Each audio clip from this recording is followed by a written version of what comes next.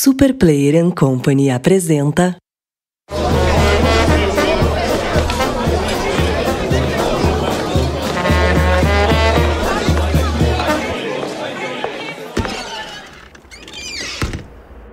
Introvertendo, um podcast onde autistas conversam.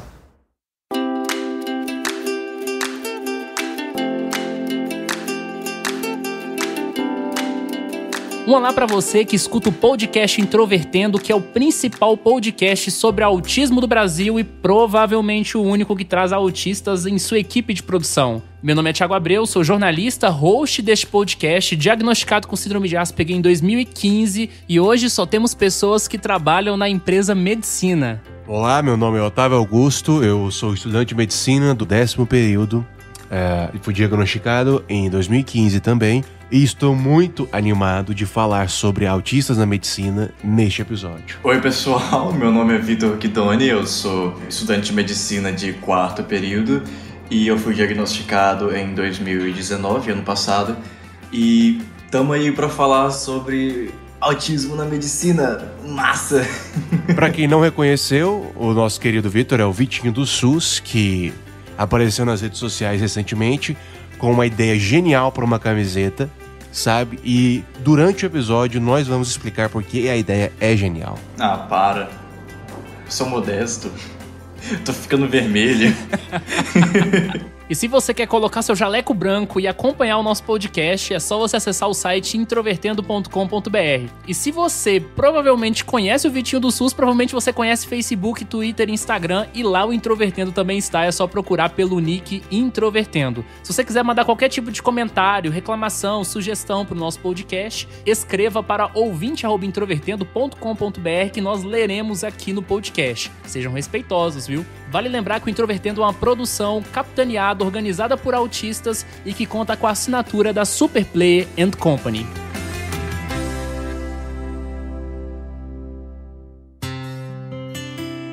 Esse é o segundo episódio da série sobre autistas em diferentes áreas de profissão. O primeiro foi o episódio 78, que se chamou Autistas na Comunicação, né, emprestando a minha área, que é o jornalismo.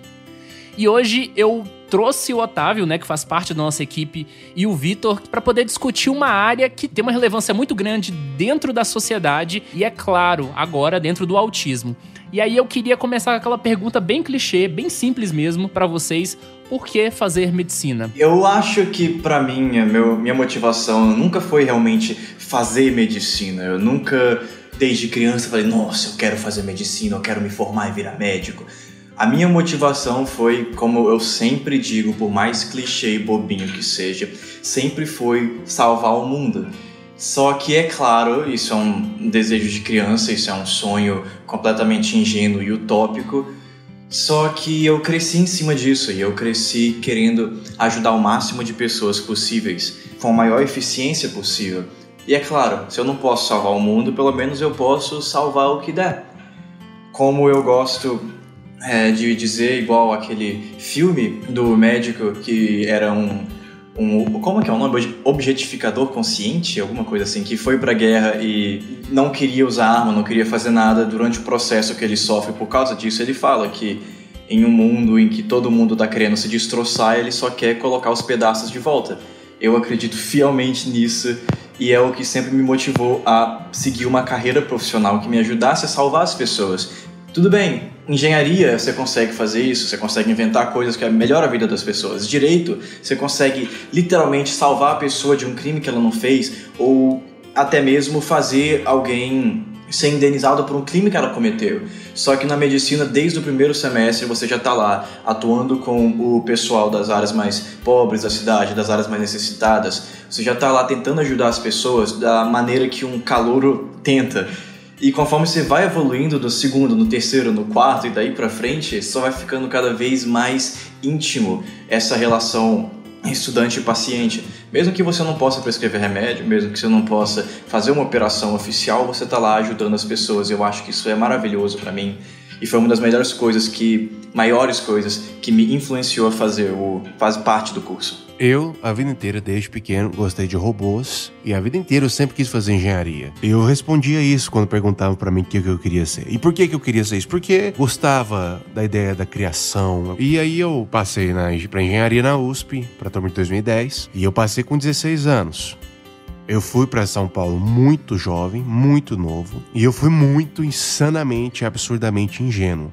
Eu fui pro mundo dos adultos e eu levei na cara. Depois que eu voltei pra Goiânia, eu encontrei dentro da medicina um caminho no qual eu consigo viver uma vida feliz. É interessante que no relato de vocês há dois contrastes muito significativos, né? O Vitor, ele traz um relato bem alegre, assim, de certa forma, sobre as aspirações, os sonhos. E o Otávio trouxe uma coisa que eu queria até perguntar agora, que é sobre as dificuldades dentro do curso, né? Medicina é um curso muito concorrido, é um curso pesado, né, em certa medida. Imagino que lá dentro deva ser tão complicado quanto. E eu queria perguntar para vocês, quais características, né, dificuldades ou habilidades dentro do espectro vocês observam que ajudam ou atrapalham vocês dentro dessa trajetória acadêmica? Quando você falou que eu dei um relato muito felizinho, é claro que eu tive que omitir metade da minha vida e talvez mais. O que eu devia ter feito? É porque eu tô tentando contar uma história. E uma história nem sempre ela tem que ser completa. É claro, eu abordei os pontos principais e tudo que eu falei é verdade. Tudo que eu falei é o que eu realmente acredito, mas no meio disso tudo, teve minhas decepções, eu tive os meus problemas, eu tive as minhas dificuldades. Só que, apesar disso tudo, a gente conseguiu chegar onde a gente está e o que importa no final da viagem é o destino. E os amigos que você faz no caminho, é clássico. Bem, fora da faculdade de medicina, para quem quer entrar, é claro que você vai ter os seus diversos problemas.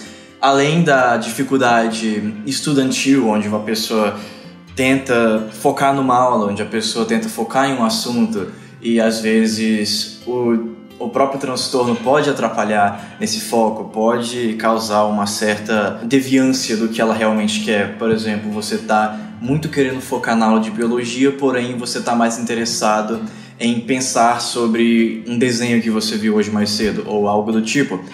É claro que você consegue encaixar esse exemplo em infinitos contextos, porque cada pessoa tem a sua própria distração, cada pessoa tem o seu próprio foco e etc. E além disso tudo, você ainda tem aspectos sociais, em que uma pessoa com autismo, ela claramente tem um déficit social. Pelo menos é o traço mais característico do transtorno. Eu, por exemplo, eu não me lembro de uma parte da minha vida em que eu tive mais do que 2 amigos. E olha lá, eu não tô falando de melhores amigos, eu tô falando de amigos. Ultimamente, que eu encontrei um grupo mais saudável, que eu me sinto seguro, que eu me sinto bem com eles, foi a minha salvação. Só que até o meu 2º ano do ensino médio, eu estava completamente sozinho na minha sala de aula e era eu tentando fazer amizade com pelo menos os professores para prosseguir uma vida levemente emocionalmente estável. Agora, dentro da faculdade, como eu mudei completamente de cidade e eu me distanciei das pessoas que me faziam mal, eu sinto que eu pude reiniciar o meu círculo social. Eu cheguei aqui tentando dar o meu máximo para entender as pessoas ao meu redor e me adaptar para os contextos dela, usando de estratégias sociais, é claro, que eu aprendi ao longo da vida para me dar melhor, para me envolver no contexto deles, para me envolver nos grupos sociais. O aspecto social hoje em dia não me atrapalha tanto, além de, é claro, festas e coisas de grande porte, assim, porque a escala me deixa um pouco assustado e eu não fico confortável no ambiente. Já no aspecto estudantil, novamente, eu creio que por ser algo que eu sonho em fazer, por ser algo que eu amo estudar, eu tenho uma facilidade. Mas eu consigo ver que outras pessoas têm problemas com isso. Eu já vi relatos de pessoas falando de mim que elas estão cursando um curso que elas não gostam de verdade e que às vezes o transtorno dela, elas culpam o transtorno dela, entendeu? É triste ver isso, porque a pessoa ela não tá tentando entender. Eu não sei dizer de verdade, é só... Eu acho um pouco triste isso. Eu queria poder ajudar esse tipo de gente, eu converso com elas, eu tento indicar um profissional, que é o ideal se fazer, né? E isso geralmente ajuda. Eu queria que essas pessoas pudessem ter pelo menos um pouco mais de atendimento hoje em dia, porque aqui na minha faculdade tem um atendimento preferencial para pessoas com deficiência. Eu mesmo me apliquei lá no final desse ano porque eu estava precisando, no final do ano passado, quer dizer, porque eu estava precisando. E eles me aceitaram de braços abertos. Agora, algumas faculdades, particulares ou federais, o serviço social é praticamente inexistente, se é que é mencionado dentro da faculdade. E isso é completamente ridículo. Para você ter uma escala tão grande de pessoas que ou pagam imposto ou pagam mensalidade, tanto faz, e você não ter um mínimo de apoio para uma pessoa que tem uma dificuldade que ela não escolheu ter, eu acho muito triste o governo ou a administração da faculdade não apoiarem isso, ou a própria gestão de quem comanda o lugar não dá a mínima para aquilo. É triste e é algo que tem que mudar definitivamente o quanto antes hoje em dia. Com certeza. Além disso, há de se considerar que, por exemplo, né, no contexto do Introvertendo, quase todos os integrantes vieram da Universidade Federal de Goiás. Nós os conhecemos a partir de um serviço de saúde mental que ocorre lá, que é o Saudavelmente. Mas esse serviço, né, só nos atendeu porque tinha uma profissional interessada em entender o autismo. Começou, inclusive, atendendo o Otávio e a partir do Otávio me conhecendo e aí juntando várias outras pessoas. Mas aí eu fico pensando quantas pessoas dentro da própria universidade que eu vi, né, por exemplo, que nunca tiveram nenhuma assistência e sequer conhecem da existência do próprio Saudavelmente. Então a gente vê que o buraco é muito mais embaixo. Saudavelmente foi um bote salva-vidas, sabe? Foi muito bom. Eu sinto que nós todos crescemos muito com o convívio uns com os outros. Na faculdade de medicina da UFG, você vê que a faculdade em si não tem esse lado voltado para a saúde mental, nem mesmo dos alunos neurotípicos. E Otávio, no contexto de interação com seus colegas, propriamente dito, essa interação direta, como é que é pra você? Você nota uma diferença com relação aos seus colegas ou você percebe que as suas dificuldades são muito sutis? As minhas dificuldades são muito sutis, só que elas ainda são dificuldades. Eu perdi 18 meses no curso por causa disso. Eu tive dificuldades em me adaptar ao ensino e eu acabei perdendo 18 meses. E quando eu digo dificuldades, o que é? Teve um momento que eu tinha dificuldades, muitas dificuldades, em prestar atenção na aula porque o professor não falava as coisas de forma sistematizada. Ele falava as coisas numa linguagem própria da experiência dele. E como eu estudava pelos livros e como eu não estudava pelo conteúdo da sala de aula, eu acabava estudando coisas que eu não precisava e o meu desempenho foi mediano em grande parte do meu curso. Imagino que quem esteja ouvindo esse podcast deve estar esperando o grande momento em que o Vitor conta de onde que surgiu a grande ideia da camiseta que viralizou no mês de julho de 2019. Então, jogo a bola pra você, falando figurativamente, menos autisticamente. Cara, quando eu tava em 2017, alguma coisa assim, eu lembro de ter visto uma imagem que era uma camisa, e eu acho que isso era uma página do Facebook. Era uma camisa, escrito alguma coisa nela, e eu lembro da parte mais impactante. Clebinho das Leis, no final. E aquilo ficou comigo pelos anos que passaram. E o tempo foi passando e aquele pensamento não saiu da minha cabeça. De tempos em tempos eu lembrava dessa camisa. E eu pensava, não, cara, eu tenho que fazer uma, eu tenho que fazer uma, eu tenho que fazer uma. Então, eu tive a sorte de passar em medicina, só que eu esqueci disso. Eu esqueci completamente. E um ano depois, eu fui lembrar de novo. E quando eu lembrei, eu tava em casa, na minha cidade natal. E eu pensei, é agora que eu vou fazer isso. No mesmo dia, eu abri o Photoshop, eu fiz o modelo da camisa, pintei tudo bonitinho e tava lá as palavras que fizeram mágica com a minha vida, basicamente. Abre aspas, sim, eu faço medicina, mas por favor, não me chame de doutor, me chame de Vitinho do SUS. Fecha aspas. Imagino, inclusive, a reação, né, de alguns estudantes de direito que no primeiro semestre já gostam de se intitularem doutores, né?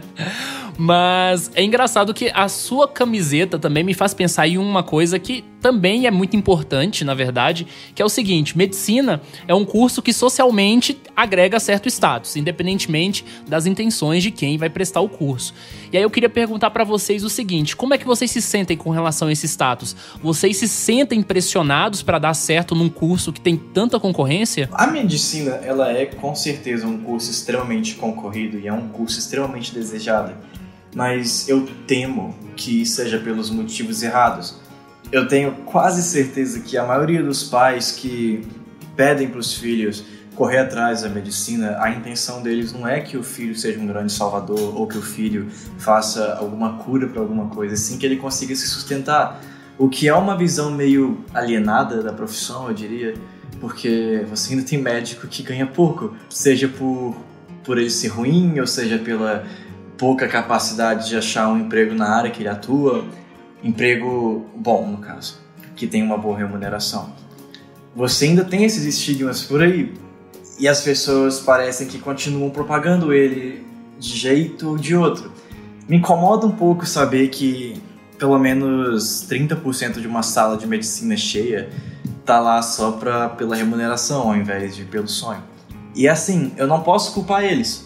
É uma profissão que você ganha bastante, é uma profissão que você tem que se dedicar bastante, e se você não se dedicar, você não vai ganhar. Então, pelo menos tem isso, a pessoa que quer ganhar muito dinheiro, ela vai se dedicar bastante, o que geralmente, na maioria das vezes, deveria fazer com que ela fosse mais competente e menos irresponsável, assim como a gente vê muito profissional aí, igual aquele doido lá do Dr. Bumbum há pouco tempo atrás, igual você vê também, tem médicos aí que apoiam visões completamente irrealísticas de vacinas, até de autismo, igual eu vi há uns dias atrás, que é completamente barbárico. É o que me faz acreditar que a medicina você tem um pouco de tudo. Você tem um pouco dos fanáticos por dinheiro, você tem um pouco dos doidões buscando salvar o planeta igual eu. E respondendo a ponto que você perguntou, sim, eu acho que tem um peso em cima do título de médico. Eu acho que tem um peso aí, porque você, afinal de contas, você tem que salvar uma vida, eventualmente. Você tem que evitar que uma pessoa morra. E isso vai acontecer para toda pessoa que tiver o diploma na mão. Algum dia, em algum horário, em algum lugar, vai ter alguém deitado no seu braço e você vai ter que salvar aquela pessoa. Você pode não saber como, mas você vai estar lá se esforçando e tentando o seu máximo para salvar aquela pessoa. Porque vai ser a primeira pessoa que vai morrer no seu braço. E às vezes não vai ter como você fazer muita coisa. Às vezes acontece, e quando acontecer a gente sente o peso. O fardo cai. É claro que não aconteceu para mim ainda, mas a gente ouve falando. Os anos de experiência dos professores, as centenas de relatos pela internet, não é difícil de você absorver esse conhecimento. E eu creio que para um médico ser responsável e ser um bom médico hoje em dia, ele tem que ser bem intencionado. Eu não acho que um médico vai se dar bem se ele for atrás só do dinheiro. Eu tenho fé nisso. É claro, você tem os sortudos, mas eu quero acreditar que para um médico fazer jus ao título que ele ganha depois de 6 anos de estudo e não sei quantos mais para residência, especialização, ou seja lá o que ele quer fazer, para ele fazer jus a isso tudo, ele tem que ter amor à profissão e ele tem que acreditar no que ele faz mais do que ele ganha. O Vitor falou algo muito interessante, principalmente com essa questão do movimento antivacina, né, dessa galera que se baseia naquele, entre aspas, estudo no final da década de 90, que ainda continua a trazer estragos dentro da comunidade do autismo, e também em referência à questão do MMS, que sempre retorna, sempre prometendo curar alguma coisa que surgiu, agora o coronavírus. Eu queria aproveitar para poder fazer uma provocação também a vocês, né? Existe uma crítica muito forte dentro da comunidade do autismo, principalmente em discussões mais especializadas, que a gente tem pouca capacitação profissional dentro do Brasil, né? Poucos profissionais, e desses profissionais ainda se tem poucos que são realmente especializados, que se atualizam, que tentam, né, entender aí todas as dinâmicas que ocorrem, todos os novos estudos que saem sobre autismo. Vocês estudaram ou vão estudar autismo ainda no curso de vocês? Tem alguma coisa na grade curricular de vocês ou esse assunto passa completamente fora? Pra mim nunca apareceu nada não. Por enquanto, pelo menos, eu imagino que no futuro, quando eu tiver aula de psicologia e psiquiatria, isso venha a aparecer, mas no momento nunca apareceu, além de algum professor comentar alguma coisa, mas nada, sabe, curricular no momento. No eixo clínico, eu não vi muito disso. A gente vê muito as bases da psiquiatria, psicopatologia, psicofarmacologia, algumas questões básicas de certas condições psiquiátricas mais prevalentes. Esquizofrenia, transtorno bipolar, transtornos de ansiedade.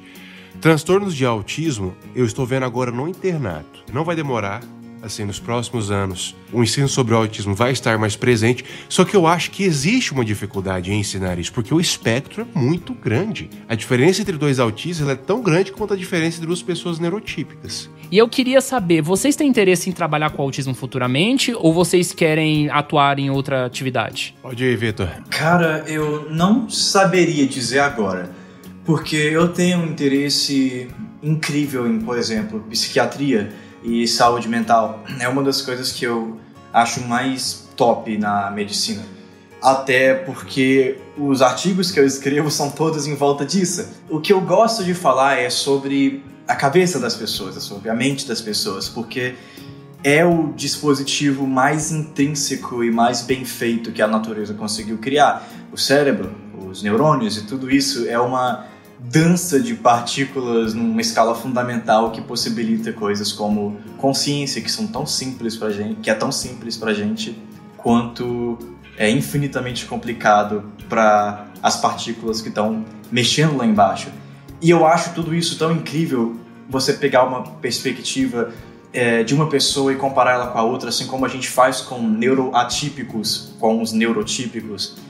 E eu acho isso muito importante para você conseguir estabelecer limites, assim como estabelecer coisas em comum.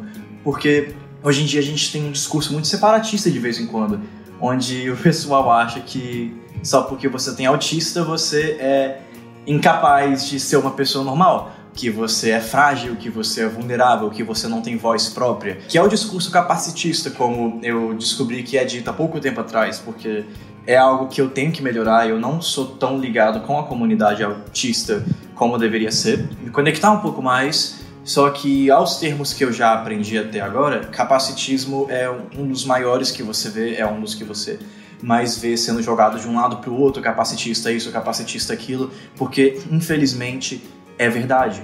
As pessoas acham que a gente é simplesmente uma bola de carne que não consegue pensar acima do que vai jantar, e olha lá, porque tem gente que realmente tem dificuldade para isso. Só que ao mesmo tempo você não pode desmerecer a pessoa completamente porque ela tem dificuldades em algumas coisas. Isso é ridículo. E eu acho que o profissional médico ele tem que ajudar nisso, porque é a pessoa que mais tem poder de palavra para falar sobre. Você tem psicólogos, você tem pedagogos, você tem inúmeros outros profissionais que falam sobre, só que infelizmente o médico ele é o que destaca mais, o que leva para algumas coisas boas, assim como coisas ruins, igual você vê a questão do MMS e etc, porque são profissionais médicos que estão falando sobre aquilo e é ridículo isso. No fim das contas, a minha resposta é que eu não saberia dizer no momento, apesar de ter uma boa chance de eu acabar me envolvendo com isso uma hora. O que eu quero fazer assim que eu sair da faculdade é trabalhar em alguma coisa voluntária ou fazer algum tipo de pesquisa que seja gratuita, no sentido de que eu não vou estar puxando nada das pessoas e que eu vou estar absorvendo conhecimento delas organicamente, o que é difícil de fazer, só que eu tenho certeza que é possível, e tentar fazer um trabalho que seja um pouco mais virado para o bem-estar coletivo, ao invés de pessoas em específico. Ao invés de abrir uma clínica, eu gostaria de fazer um programa social, alguma coisa assim, para ajudar o máximo de pessoas possível com o mínimo de recursos. É claro, garantindo uma eficiência e uma qualidade excelentíssima. No fim das contas, eu gostaria sim de atuar com pessoas autistas e ajudar pessoas com autismo a crescer, a se mesclarem no convívio social, porque é o que a gente precisa incluir elas, ao invés de exilar elas. E eu espero poder fazer o serviço positivo para esse pessoal, assim como eu tento fazer o mínimo hoje em dia falando sobre nas redes sociais ou dando dicas para como você pode lidar com pessoas neuroatípicas, sendo neurotípico você mesmo e coisas desse tipo. Eu espero poder ajudar tanto agora quanto depois.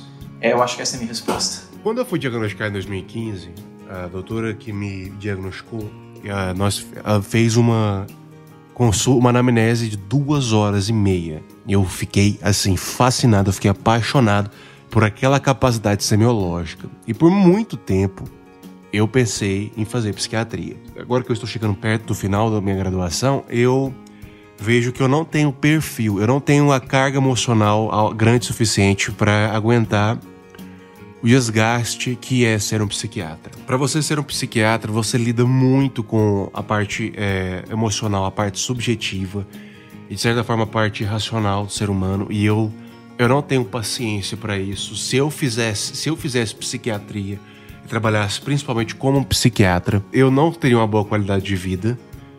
Não importa quanto dinheiro eu recebesse, eu não teria uma boa qualidade de vida, eu chegaria em casa triste, e isso, inclusive, me prejudicaria na minha capacidade de atender meus pacientes. Eu estou escolhendo uma área mais laboratorial, eu decidi que eu quero ser patologista. Eu, vendo as dificuldades que eu tive durante a minha graduação e em parte da minha vocação, eu tenho muita vontade de ser professor na faculdade, e isso envolve aumentar a capacidade de assistência à saúde mental dos alunos, inclusive de alunos autistas. Uma coisa que é muito curiosa também é que toda a produção cultural que a gente tem sobre autismo, que foi muito mais forte dos anos 2000 pra cá, traz com muita frequência personagens autistas em conteúdos médicos, sejam séries, filmes e etc. Nós temos 2 casos bastante relevantes, especialmente um, que é a série The Good Doctor, que nós inclusive falamos no episódio 76, e eu queria perguntar pra vocês, né? Essas séries médicas como Grey's Anatomy, Good Doctor, essas séries que tem personagens autistas, vocês acham essa representação do autismo em médicos legal, ou ela é ruim, forçada? Qual a opinião que vocês têm? Todas as séries têm um nível de dramatização, porque afinal eles têm que ganhar dinheiro em cima de uma história que, se fosse igual à vida real, não ia ter graça. Então você tem que colocar um drama aqui, um drama ali, uma coisa levemente realística aqui, outra coisa levemente forçada lá. Isso é normal, faz parte da cinematografia e faz parte do ganha-pão deles. Não posso culpar. Portanto, eu adoro as séries, eu assisti todas. Atypical, The Good Doctor, eu já até vi alguns episódios da versão coreana e eu gostei também. E eu vejo que eles tentam bastante representar como é a vida desses personagens, caso eles fossem reais. Você tem o Sean e o Sam. Os dois claramente são casos moderados, eles têm problemas muito maiores do que nós aqui. Eles se esforçam bastante para tentar se manter no controle da vida deles. Pelo menos o Sam demorou um pouquinho para chegar lá, mas o Sean, desde o começo, ele tá sozinho, fazendo o possível para viver sozinho. Eu acho que em um mundo real, eu não creio que ele ia conseguir se virar daquele jeito. Mesmo com o apoio do outro médico lá, que eu agora não lembro o nome, que apoiou ele durante quando ele era criança. Eu não creio que é uma história que se tornaria realidade dessa forma. Você precisa de bastante terapia para fazer com que uma pessoa fuja daquele tipo de trauma que ela tem no começo da série, não tentando dar spoiler aqui. Eu acho que é uma versão muito idealizada do autismo, só que ela funciona. Ela transmite para o público como que os pontos-chave, ela transmite para o público que, apesar de você ter essa dificuldade para algumas coisas, você consegue ser bom em outras, assim como normal em alguns outros aspectos. Normal entre grandes aspas, é claro. Eu acho que as 2 séries são ótimas e que elas representam bem, apesar de algumas falhas aqui e ali, forçando algum tipo de ideologia, forçando algum tipo de jeito de ver o autismo, igual no Atypical, eles creem que o jeito correto é você falar a pessoa com autista, mesmo muita gente não estando nem aí, até achando ofensivo falar assim. Porque eu não tenho muita ideia, foi o que me disseram, não tenho certeza se aplica a todos, então pra mim é claro, eu não me importo, mas as pessoas parentam se incomodar. E você tem, assim como isso, você tem o contrário também, pessoas que forçam outro tipo de visão do autismo. Isso é normal. Uma série tem que ter um ponto de visão, você não pode ficar em cima do muro para sempre. Então eu acho que as 2 séries são ótimas, sim. Elas têm algumas falhas, assim como toda série tem, como todo assunto tem. Mas elas não devem ser diminuídas por isso. Elas fazem um bom trabalho mostrando o que elas têm que mostrar e que elas continuem assim pelas próximas temporadas, caso haja. Vitor, uma coisa muito marcante no seu Twitter, inclusive principalmente no seu nome artístico, né, digamos assim, é a questão da saúde pública, o SUS. E eu queria te perguntar uma coisa que, pra mim, e acredito que pra algumas pessoas é muito óbvia, mas pra outras talvez não seja, então é importante falar sobre isso. Por que defender a saúde pública? Eu acho que a saúde pública no Brasil, ela tem uma importância de tamanho, assim, ridículo, no sentido bom da palavra, no sentido que é tão grande que você não consegue expressar com adjetivos comuns. A gente tem uma população imensa e ela é má distribuída.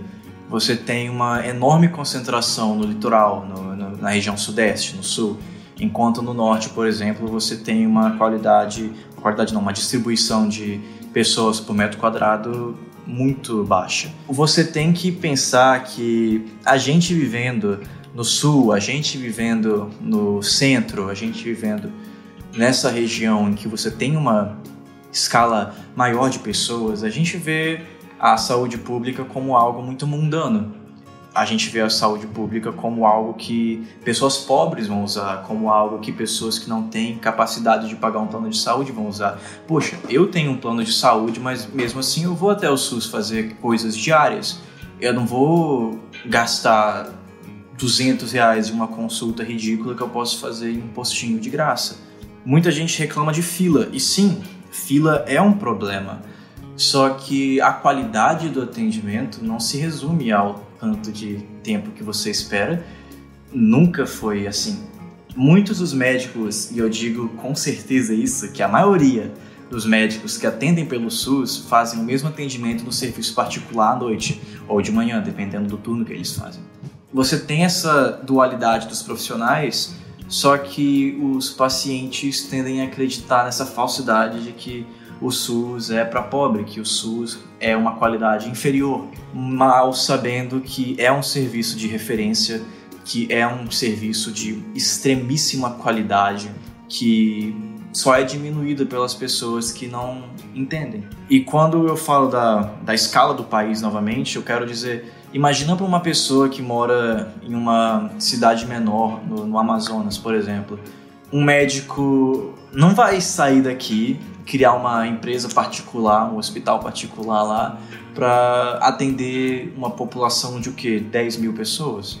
Isso é pouco, é muito pouco. Ele não vai fazer isso. Então, o posto de saúde daquele lugar é o que salva todas aquelas 10 mil vidas, e talvez mais, talvez menos, mas está salvando vidas. Assim como já salvou o Brasil inteiro diversas vezes com o programa de imunização, assim como já salvou o Brasil inteiro contendo epidemias e surtos de doenças contagiosas como a febre amarela, como o chikungunya. Quem faz isso é o SUS. Quem regula se um estabelecimento é bom ou não é pela Anvisa, que é regulada pelo SUS. O Centro de Epidemiologia é regulado pelo SUS, o Centro de Imunização é regulado pelo SUS. Tudo isso tem a tag do Sistema Único de Saúde atrelado a eles, e o pessoal diminui isso sem saber o que está falando. Devia ter uma divulgação maior do serviço que isso faz, porque a maior coisa que as pessoas falam é: mas eu pago um serviço que eu não uso. Só que você usa, todo mundo usa. Absolutamente todo mundo usa. Se você mora em uma casa, você usa. Se você come alguma coisa, você usa. Porque é o SUS que regula toda a qualidade por trás disso tudo. Pode parecer hiperpoético, romanticista, pode parecer tudo isso, mas felizmente é a verdade. E eu quero que profissionais hoje em dia, jornalista como você, Thiago, eu quero que todo esse pessoal divulgue informações sobre isso, porque você tem um preconceito e um ódio gratuito sendo distribuído sem motivo. E o motivo que eles dão é falho, ou falso, ou errôneo. E a gente tem que desmistificar isso, a gente tem que quebrar esse paradigma. É a mesma coisa que você falar que a Terra é plana, é a mesma coisa que você falar que vacinas causam autismo, tópico até irônico para se comentar aqui. E você tem toda essa gente que fala mal sem saber da verdade. E a gente que estuda na área da saúde, a gente sabe da atuação do SUS e o quão maior do que parece ele é. E tudo bem, você tem profissionais incompetentes, assim como o particular também tem. Você tem equipamento falho, assim como no particular você tem. Você tem a gestão falha, assim como no particular você tem. Apesar de que eu reconheço que a gestão do SUS não é das melhores, até porque você tem desvio de dinheiro constante, você tem falta de profissionais constante. E não é porque eles querem, não é porque a gente quer, não é porque eu que defendo o sistema quero. Isso é porque tem canalha atrás de mesa chique, num terno chique, que acha que a vontade dele é maior do que a de dezenas de milhares de pessoas. Igual foi o caso do moço que morreu sem oxigenação, onde tinha um tanque de oxigênio dentro da casa do prefeito, assim como é o caso de pessoas com preconceito de fazer cirurgia no SUS, falando que vai ser prejudicial para a saúde deles, assim como é o caso de inúmeros outros exemplos que eu posso dar para vocês, que eu venho acumulando com esse tempo. E só cresce, infelizmente só está crescendo, e a gente tem que fazer alguma coisa para parar isso. Eu espero poder contribuir nisso e espero poder fazer alguma diferença. Deus do céu, Vitor. Eu não poderia ter falado melhor. Nossa, eu gostei. Cara, eu gostei demais. Vitor, muito obrigado pela participação aqui no Introvertendo. É um prazer ter autistas falando sobre autismo e sobre outros temas aqui no Introvertendo. E eu queria que você deixasse um recado aí pra quem tá ouvindo, as suas redes, enfim, o espaço é seu. Bem, meu Twitter, que é onde eu faço a maior parte das postagens, @Vitor Guidoni, Vitor com 2 T's, Guidoni com término em I. E o Instagram é a mesma coisa, Vitor com 2 T's, Guidoni com término em I. Não é Guidão, não é Guidão, Guidoni, por favor. E também tem o YouTube, né? Eu faço cover de música, mas eu tenho que voltar com isso, tá num stand-by, eu não sei o que eu faço, tá mais ou menos mais pra lá, mais pra cá. Mas vamos ver no que dá, que é a mesma coisa também. Vitor com 2 T's, Guidoni com término em I. E se você que ouve o Introvertendo quer que a gente fale sobre outras profissões e traga autistas de várias áreas do conhecimento para poder falar sobre as suas atividades, envie um e-mail pra gente para ouvinte@introvertendo.com.br. E se você quiser que Vitinho do SUS esteja mais em algum outro momento no Introvertendo também, é só mandar mensagem pra nós e mandar mensagem pra ele também, para que ele retorne aí a qualquer momento. Foi um prazer você aqui com a gente. É sempre um prazer estar aqui. Foi uma maravilhosa experiência, eu adorei conversar com vocês, eu adorei expor esse ponto de vista, eu adorei que isso vai ser propagado para outras pessoas. Eu amei o conceito e eu espero poder voltar aqui eventualmente.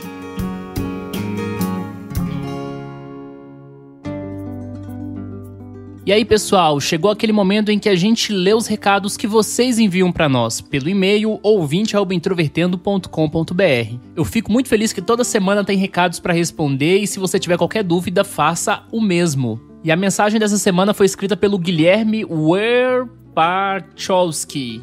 Espero que eu tenha pronunciado corretamente, nome difícil, hein? Ele fez uma sugestão de tema para nós. É o seguinte: olá, gostaria de sugerir um tema para o podcast Autismo e Altas Habilidades. Grato. Um abraço, Guilherme. É um tema que a gente quer trabalhar em 2020, nós não sabemos ainda quando.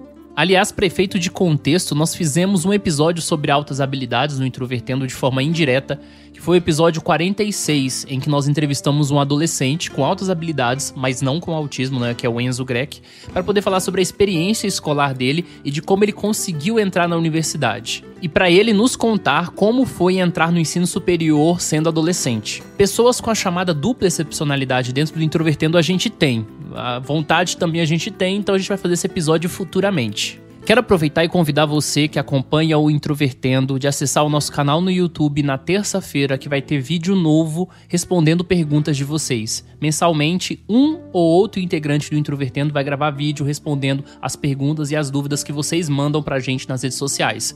Algumas pessoas mandaram pelo Instagram, outras pessoas pelo Facebook, e eu agradeço muito por todas as perguntas que vocês fizeram. Elas foram respondidas e estarão lá para serem lidas e comentadas no nosso canal, certo? Um abraço pra você e até semana que vem.